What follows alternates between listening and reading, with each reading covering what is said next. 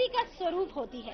कहते हैं कि जिस घर में नारी का सम्मान नहीं होता वहां से ईश्वर भी रूठ जाते हैं। इस वक्त मैं मौजूद हूँ इलाहाबाद प्रतापगढ़ के नजदीक स्थित गांव तिवारी महमूदपुर में, जहां पर हम बात कर रहे हैं आधी आबादी की। आधी आबादी इस देश की महिलाओं से है और इस वक्त हम इस गांव की महिलाओं से खास चर्चा करेंगे उनकी बारे में, उनकी समस्याओं के बारे में। और सबसे पहले रुक करते हैं इस गांव की प्रधान का। महिलाओं को अपनी बात बोलने की कितनी आजादी है इस वक्त?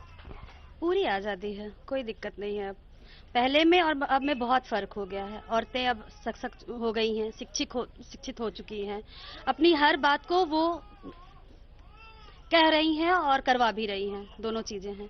पहले लोग घूंघट में थी, अगर ऐसा होता तो महिलाएं आगे नहीं आती। और मैं खुद एक प्रधान हूँ तिवारी महमूदपुर से, यहाँ के लोगों ने मुझे चुना है तो बहुत बड़ी बात है।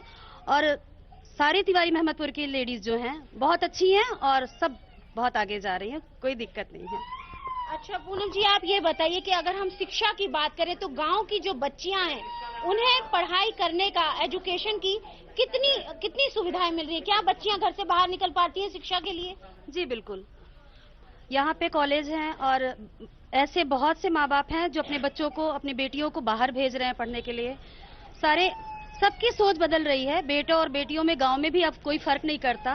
पहले लोग दुखी होते थे बेटियों के पैदा होने पे, लेकिन अब ऐसा नहीं है। अब सब खुश होते हैं और किसी के मन में ये नहीं आता कि ये मेरे घर में बेटी आई है, क्योंकि बेटियां बेटों से ज्यादा अच्छा कर रही हैं, इसमें कोई दो राय नहीं है।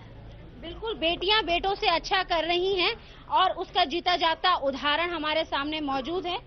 यहाँ पर और महिलाएं मौजूद हैं, हम उनसे भी जानना चाहेंगे उनको क्या क्या समस्याएं यहाँ पर हुई हैं। जैसे पहले बहुत ज्यादा महिलाओं को पर्दे में रहना पड़ता था, क्या अब उन चीजों में बदलाव आया है? क्योंकि मैं यहाँ पर देख रही हूँ ऐसी कई महिलाएं हैं जिन्होंने अभी भी पर्दा किया हुआ है, तो क्या अभी भी औरतों को इतना अधिकार नहीं मिला? ये हमारे संस्कार हैं, हम लोग देंगे तो बहू ये चलेंगी आगे, ठीक है ना? बिल्कुल, ये हमारे संस्कार हैं, बड़े बुजुर्गों की यही सोच है। यहाँ पर और भी बहुत सारे लोग हैं, हम उनसे भी जानना चाहेंगे। आप बताइए माता जी कि कितना बदला है समाज? बहुत कुछ बदल गया है और आशा है कि बुलंदी पर जाएगा। हम तो इस गांव की कभी सोच नहीं रहे थे कि ऐसा ये उन्नति होगी। जैसा कि पहले होता था कि अगर घर में बेटी पैदा होती थी तो लोग बहुत दुखी होते थे, जश्न नहीं मनाते थे, मिठाइयाँ नहीं बंटती थी। लेकिन जब बेटा होता था तो घर में डांस भी होता था, मिठाइयाँ भी बांटी जाती थी। लेकिन आज भी क्या वही स्थिति है या अब समय बदल गया है? आप बताइए। बहुत समय बदल गया, अब समय में कुछ कमी नहीं। कैसे समय बदल गया है? पढ़ाई लिखाई दवाई सब आगे चल गई। अगर घर में बेटी होती है तो आप लोग खुश होते हैं? कुछ नहीं होती का बेटी, हम न वही बेटी, हम होते एक बेटी यही, तो बेटी से तो बेटा यही है। घर में आपके बेटी है, आप अपनी बेटी को स्कूल भेजती है पढ़ने के लिए? नौकरी चाकरी भी पा गई हमारी बेटी। अगर हम गांव की बात करें, गांव की विकास की बात करें, जन सुविधाओं की बात करें तो इस गांव में हमने देखा कि शौचालय की सुविधा अभी भी नहीं है। आपके घर में है शौच? अभी हमारे घर में नहीं है, आ जाएगी। आज भी गांव में शौचालय की सुविधा नहीं है, लेकिन हाँ, लोग एक दूसरे के नैतिक दबाव में आके कह रहे हैं कि हाँ हमारे घर में व्यवस्था है या व्यवस्था होने वाली है। पानी बिजली की व्यवस्था, क्योंकि घर का सब कुछ महिलाओं को देखना पड़ता है, तो बिजली की अगर हम बात करें, पानी की बात करें तो सारी व्यवस्था मौजूद है। हाँ मौजूद है, पूरी व्यवस्था मौजूद है। लाइटिंग भी आई है, ठीक है, 500 लाइटिंग आई है, घर घर सबके यहाँ लाइटिंग बन रही है।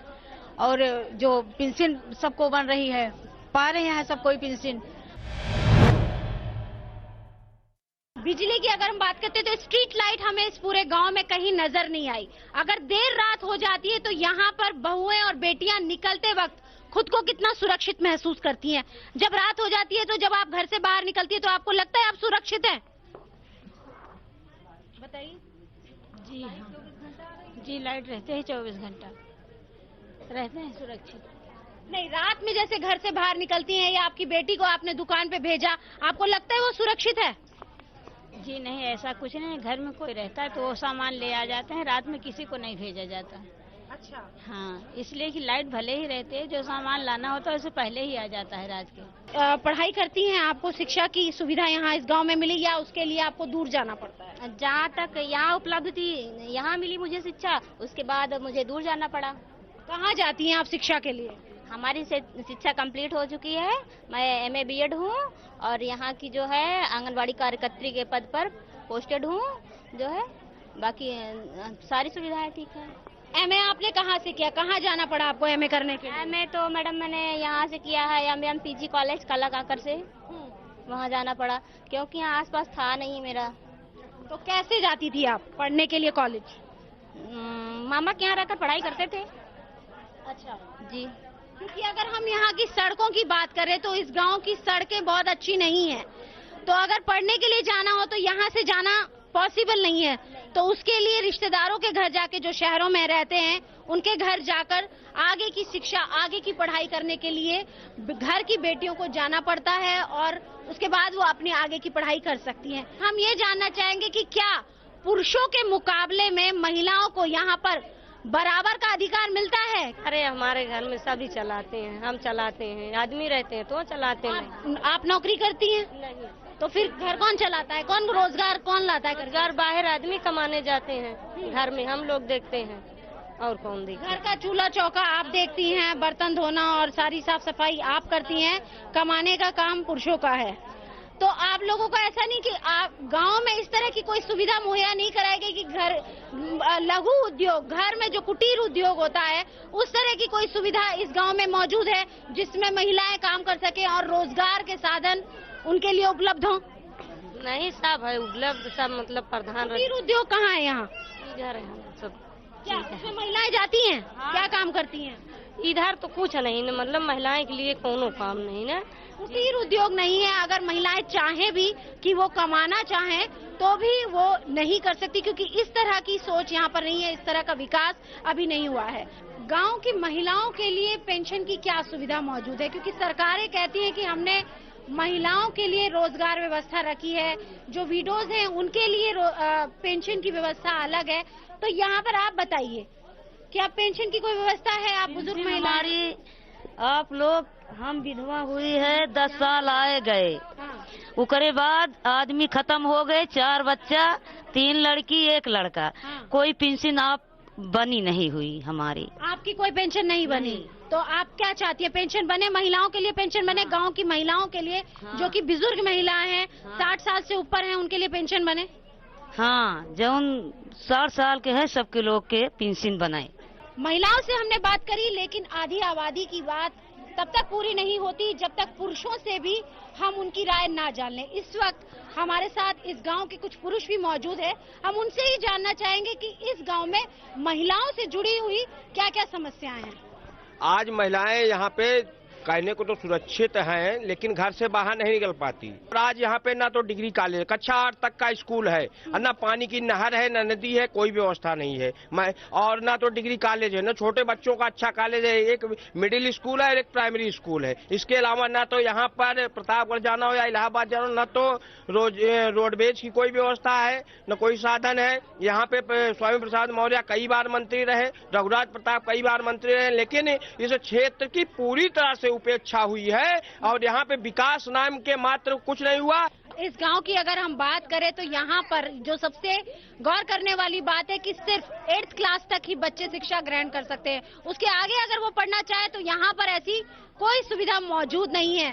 बच्चियां क्या, बच्चे क्या, कोई यहाँ पर आगे पढ़ाई नहीं कर सकता। उसके लिए उन्हें शहरों में ही जाना पड़ेगा, इलाहाबाद जाना पड़ेगा, प्रतापगढ़ की तरफ जाना पड़ेगा, यानी कि जिले में जाए या फिर शहर में जाए। स्वास्थ्य सुविधाओं की बात करें तो स्वास्थ्य के लिए यहाँ पर क्या मौजूद है? क्योंकि हमने ये पूरा गांव देखा, हमें यहाँ पर नहीं लगा कि अगर कोई बच्चा बीमार हो जाए, कोई महिला बीमार हो जाए तो उसका इलाज यहाँ पर हो सकता है क्या? नहीं, ये सारी सुविधाएं यहाँ पर सरकार द्वारा नहीं दी गई हैं। आपके चैनल के माध्यम से हम ये कहना चाहते हैं कि सरकार यहाँ पर एक सरकारी चिकित्सालय की व्यवस्था करा दे, जिससे यहाँ की महिलाएं, छोटे बच्चे या समस्त लोग गाँव के सभा के, उनका इलाज अच्छी तरह से हो सके।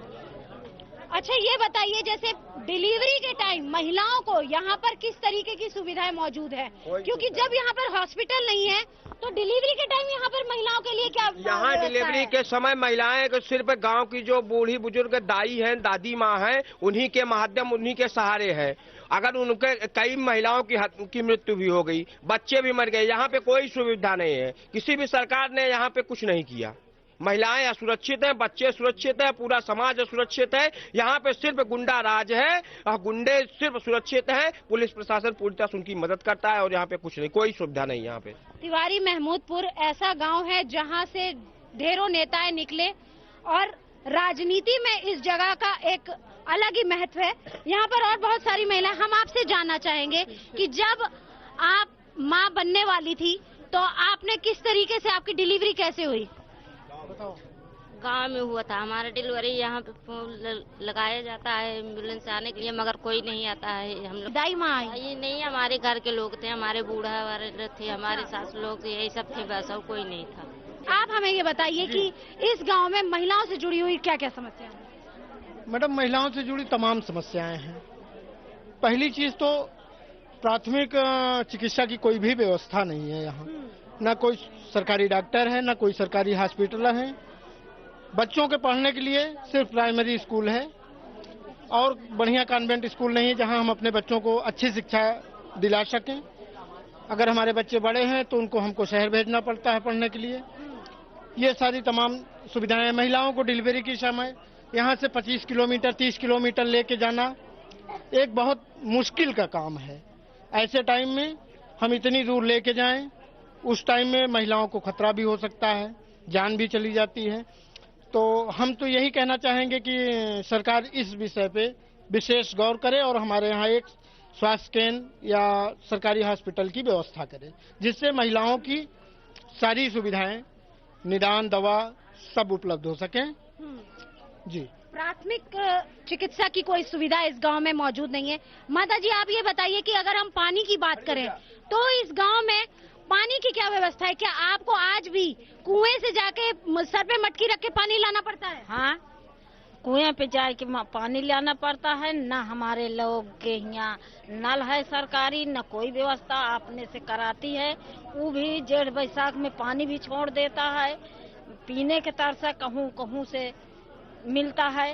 न नहर है, न सड़क है गत के चलने के बरे, न जौन आबादी है न वो भी गरीबों को मिलती है। मैं हाँ, और जौन है जो महिलाएं के तकलीफ होती है, मुझको बुलाता है कि देखो इसके बच्चा होएगा, मैं क्या करूँगा। मैं न पढ़ी न लिखी न कोई, हमको बुलाता है आधी आधी रात की, 12-12 बजे रात की, मैं जाती हूँ। ये गांव में क्या है अवस्था? कुछ दाई का काम आप करती हैं यहाँ की महिलाओं के? गांव में देख ले तो भैया और हमको कुछ मिलता नहीं है। अगर गांव चाह ले तो हमका गरीब की व्यवस्था से दाई दे था, वही मिल जाता। हाँ, और कुछ नहीं, न पौरुख है अब।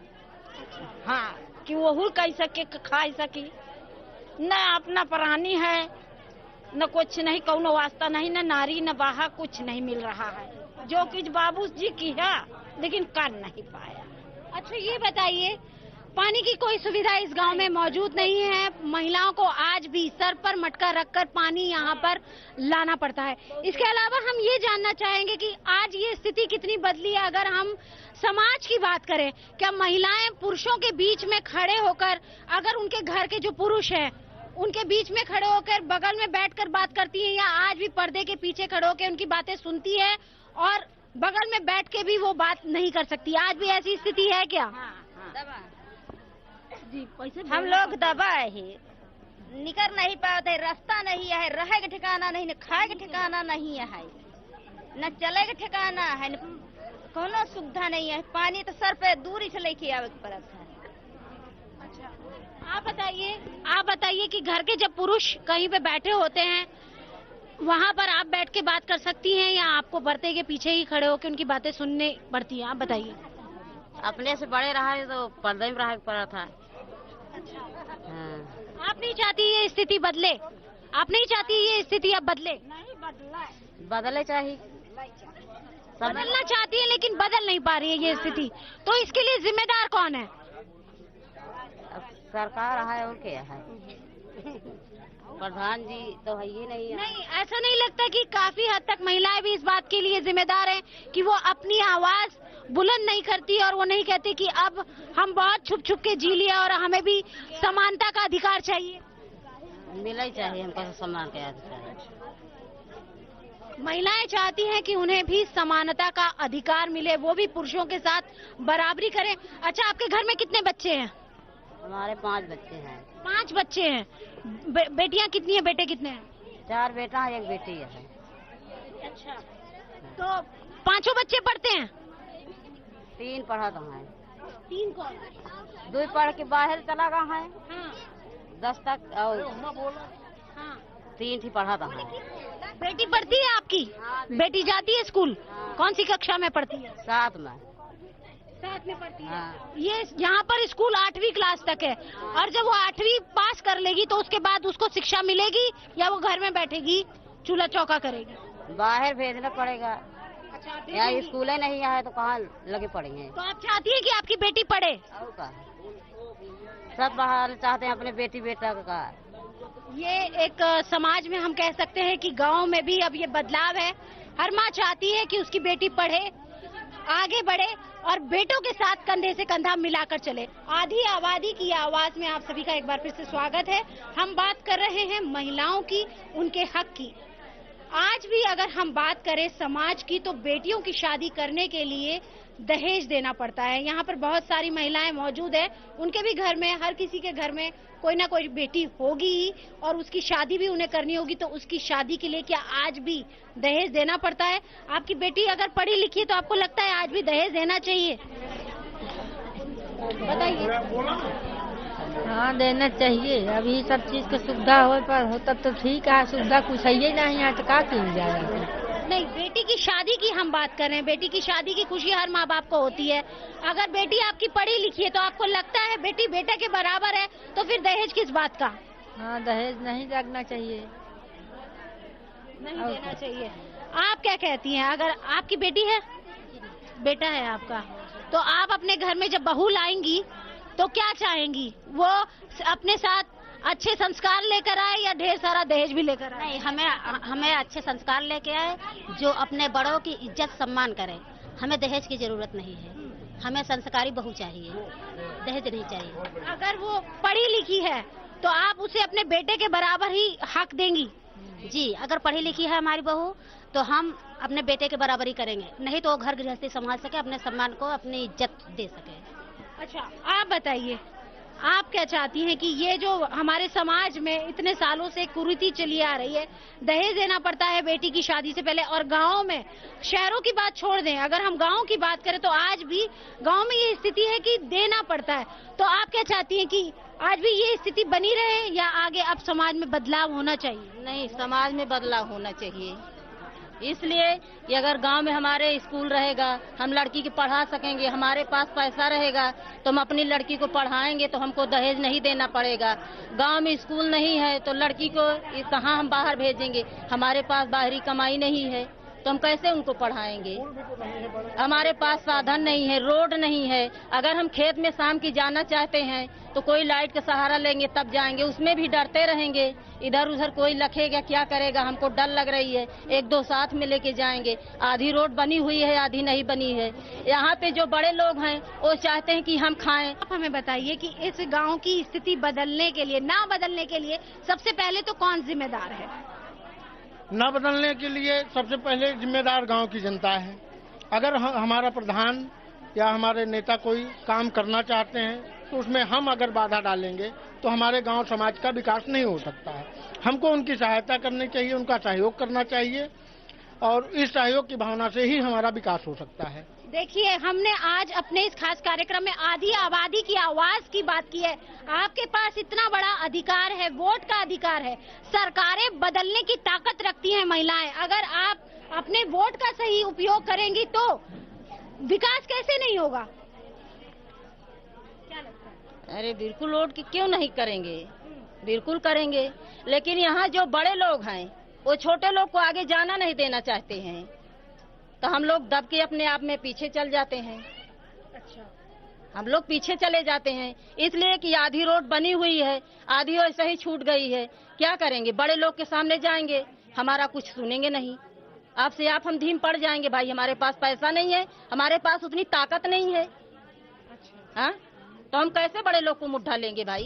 देश की 49% अगर हम बात करें तो महिलाएं हैं, और वो सरकारें बदल सकती है अगर उनके लिए विकास की सुविधा मौजूद नहीं है, शिक्षा की सुविधा मौजूद नहीं है, अगर वो हमारे समाज नहीं बदल सकते तो अपना नेता बदलने का अधिकार तो हमारे पास है।